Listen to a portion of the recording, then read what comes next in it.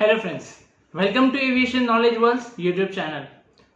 आज का हमारा जो ये वीडियो है उसका टॉपिक एक मोस्ट फ्रीक्वेंटली आस्क्ड क्वेश्चन है जो आरटीआर एग्जाम से रिलेटेड ये होता है कि B1.1 के स्टूडेंट्स को आरटीआर एग्जाम देना क्यों ज़रूरी है, या फिर उनसे उन्हें कोई फ़ायदा होगा या फिर वो देना चाहिए भी या नहीं देना चाहिए। इसका जो आंसर है हम वीडियो के एंड में डिस्कस करेंगे, बट उसके पहले आरटीआर एग्जाम में कुछ सिंबल्स यूज करते हैं कुछ वर्ड्स के जगह पे, ताकि हमारा टाइम बच जाए।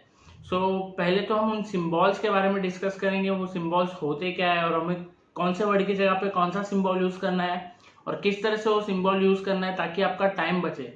आरटीआर एग्जाम में सबसे इंपॉर्टेंट ये होता है कि टाइम पे आप जो लिखते हो, बोलते बोलते आपको लिखना होता है, तो टाइम पे आपको बोलना भी है और टाइम पे आपको लिख के उसे फिनिश भी करना है। तो अगर आप फुल फॉर्म में सारे वर्ड्स लिखते रहोगे तो ऑब्वियसली आपके बोलने की स्पीड और आपकी लिखने की स्पीड मैच नहीं होगी और कोई ना कोई वर्ड स्किप हो जाएगा जिससे कि आपका लॉस हो सकता है मार्क्स का। आपको पूरे वर्ड्स के जगह पे कुछ सिंबल्स यूज करने हैं कि कोई कोई पर्टिकुलर वर्ड्स के जगह पे, सारे वर्ड्स के जगह पे नहीं, बट कोई कोई वर्ड्स के जगह पे आपको एक पर्टिकुलर सिंबल यूज करना है जिससे कि आपका टाइम सेव हो और आपको मार्क्स भी काफी अच्छे मिले। सबसे पहले हम उन वर्ड्स के बारे में डिस्कस करेंगे। तो वो वर्ड्स है जो पायलट्स मोस्टली जो वर्ड्स यूज करते हैं वो होते हैं climb, descent, coordinated, passing level and reach level. इसके अलावा मोर एंड लेस, ये दो वर्ड्स भी काफी यूज होते हैं हमारे आरटीआर एग्जाम में, बट ये पांचों वर्ड्स बहुत ज्यादा यूज होते हैं क्योंकि हमें ऐसे इंस्ट्रक्शंस मिलते हैं कि मेंटेन फ्लाइट लेवल या फिर maintaining flight level, climb flight level या फिर रीच फ्लाइट लेवल। तो ये सारे इतना लंबा आपको लिखने का जरूरत नहीं है कि मेंटेनिंग फ्लाइट लेवल 50, तो उसके जगह पे आज कुछ सिंबल्स यूज कर सकते हो। तो आज हम इन 5 वर्ड्स के सिंबल्स के बारे में जानेंगे और कैसे उसे एग्जाम टाइम में यूज करना है उसके बारे में जानेंगे। सबसे पहला जो सिंबल या फिर जो वर्ड हम यूज करते हैं बहुत ज्यादा वो होता है मेंटेनिंग। तो मेंटेनिंग वर्ड का जो सिंबल आप यूज कर सकते हो मेंटेनिंग वर्ड के जगह पे वो है एम। मैं यहाँ पे आपको एक सिंबल ड्रॉ करके भी बता दूंगा। एम और उसके ऊपर से एरो पास होता है, एम एंड उनके ऊपर से एरो पास होता है, तो उसका मतलब है मेंटेनिंग। यानी कि जब भी वर्ड मेंटेनिंग आएगा तब आपको मेंटेनिंग वर्ड की जगह पे ये सिंबल यूज करना है। और ये सारे सिंबल आपके एग्जामिनर्स को भी अच्छी तरीके से पता होते हैं। ये सिंबल्स यूज करने से एक एडेड बेनिफिट आ जाएगा आपके पेपर पे कि आपको सिंबल्स काफी अच्छी तरह से पता है। नेक्स्ट जो वर्ड काफी ज्यादा यूज होता है वो होता है क्लाइंब। तो क्लाइंब के लिए आपको सिंपली जो अप एरो होता है वो यूज करना है। नेक्स्ट जो वर्ड काफी ज्यादा यूज होता है वो होता है डिसेंट। तो अब डिसेंट के लिए आप जो डाउन वाला एरो है वो यूज करोगे, बट याद रखना ये सारी जो वर्ड्स आप यूज कर रहे हो या फिर जो सिंबल्स यूज कर रहे हो उसके आगे फ्लाइट लेवल लिखना जरूरी है। यानी कि फ्लाइट लेवल पूरा नहीं, FL50, खाली मेंटेनिंग लिख के छोड़ मत दीजिएगा।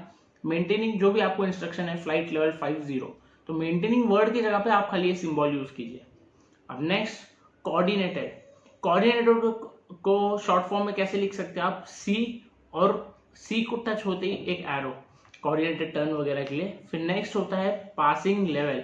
पासिंग लेवल आप कैसे लिख सकते हो, जो भी पासिंग फ्लाइट लेवल आपको इंस्ट्रक्ट किया गया है वो लिखिए, एग्जाम्पल 150, तो 150 लिखिए और उसके ऊपर से एक एरो पास कर दीजिए।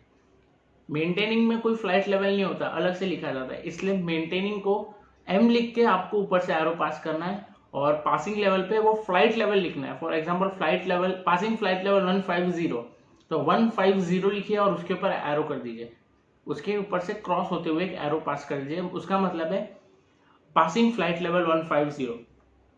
नेक्स्ट है रीच लेवल 350, क्योंकि क्रूजिंग लेवल हमेशा ऊपर रहता है। रीच लेवल 350, इसको आप कैसे लिखोगे, तो रीच के पूरा फ्लाइट लेवल 350 के जगह आपको बस 350 लिखना है और आगे डैश कर देना है, यानी कि यहाँ हम रीच हो गए, 350 लिखना है और आगे डैश कर देना है। तो ये 5 सिंबल्स जो काफी ज्यादा यूज होते हैं। इसके अलावा जो 2 सिंबल्स जो काफी ज्यादा यूज होते हैं वो है मोर और लेस का सिंबल। मोर का सिंबल तो ग्रेटर देन का साइन और लेस का सिंबल तो लेस देन का साइन। ये तो काफी इजी है और ये बहुत सारे लोगों को आता भी होगा और बचपन से हमने यही पढ़ा है, ग्रेटर देन, लेस देन।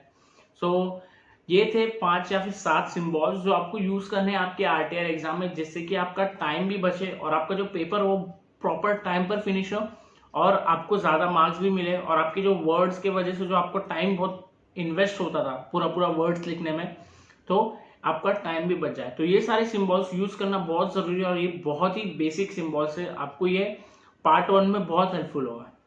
अब आते हैं हमारे main part of the video पे कि is RTR exam necessary for B1 students.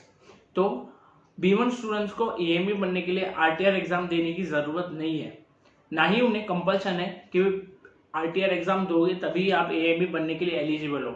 But B2 students जो है उन्हें कंपल्सरीली आरटीआर एग्जाम देना जरूरी है ताकि वो AME बन सके। सो B2 स्टूडेंट्स को कंपल्सरी है आरटीआर एग्जाम देना, बट B1 स्टूडेंट्स को कंपल्सरी नहीं है।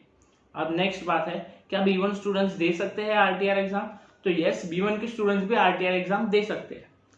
फिर थर्ड जो क्वेश्चन पूछा जाता है कि B1 के स्टूडेंट्स को आरटीआर देने का क्या फायदा है या फिर उन्हें क्यों देना चाहिए। सो B1 स्टूडेंट्स को आरटीआर देने का ये फायदा है कि जब भी आप एक इंटरव्यू में जाओगे, आइदर आप B1 स्टूडेंट हो, आप कहीं पर भी जाओ, B2 स्टूडेंट्स को तो चलो आरटीआर रहता तो एडेड प्रेफरेंस मिलता ही है, बट अगर आप B1 के स्टूडेंट हो और आपके पास आरटीआर लाइसेंस है तो आपको उसका एडेड बेनिफिट मिलता है, यानी कि आपको पहला प्रेफरेंस दिया जाता है उस इंटरव्यू में और आपका थोड़ा सीवी में वेटेज बढ़ता है। और आरटीआर लाइसेंस कोई छोटी चीज नहीं है, बहुत ही इंपॉर्टेंट और क्रूशियल चीज है। और अगर आपके पास टाइम है उतना कि आप इजीली क्रैक कर सकते हो, तो B1 के स्टूडेंट्स को भी आरटीआर एग्जाम ऑप्ट करना चाहिए और क्लियर करना चाहिए, और हो भी जाता है काफी सारे लोगों का जो B1 से है। बस आपको थोड़ा एक्स्ट्रा सिस्टम्स के बारे में पढ़ना होता है, बट क्योंकि आप एयरक्राफ्ट से रिलेटेड ही रहते हो, सो आपको सिस्टम्स के बारे में भी थोड़ा बहुत बेसिक इन्फॉर्मेशन रहता ही है। सो B1 के स्टूडेंट्स को भी आरटीआर एग्जाम देना चाहिए। इससे फायदे बहुत सारे हैं, ये एक बैकअप की तरह भी आप रख सकते हो। जैसे कि अगर इन केस आपको कभी फील्ड में काम करने का मन नहीं हुआ, हार्ड वर्क करने का मन नहीं रहा, तो आप एज एन आरटीआर ऑपरेटर भी काम कर सकते हो अगर आपके पास आरटीआर लाइसेंस रहा है। और एक भी एक एक्स्ट्रा पॉइंट ऐसा बोल सकते हो कि इन केस अगर फ्यूचर में आपको आरटीआर की कोचिंग प्रोवाइड करनी है दूसरे स्टूडेंट्स को, तो आप वो भी कर सकते हो अगर आपने आरटीआर एग्जाम क्लियर किया हो। वैसे भी एग्जाम क्लियर करने का कोई डिसएडवांटेज तो नहीं है, और अगर आपके पास टाइम है तो आपको एग्जाम क्लियर कर लेना चाहिए। सो B1 students can also give RTR exam, और उन्हें इसका बेनिफिट ये मिलेगा कि उन्हें एक फर्स्ट प्रेफरेंस मिलेगा जहां पर भी वो इंटरव्यू को जाएंगे। सो आरटीआर एग्जाम क्लियर करना इजी है, और इससे रिलेटेड हमने ऑलरेडी 2 वीडियोस बना के रखी हुई है हमारे चैनल पे, आप देख सकते हो। और आरटीआर पार्ट 1 का जो सिंबल्स वाला पार्ट था वो आज के हमारे इस वीडियो में मैंने कवर किया।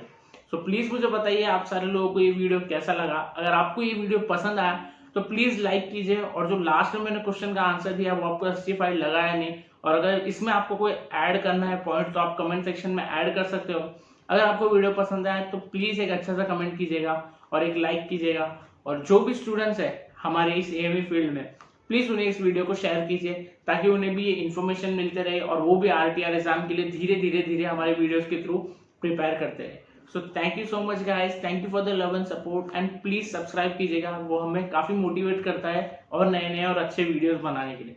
Thank you so much guys, thank you for the love and support.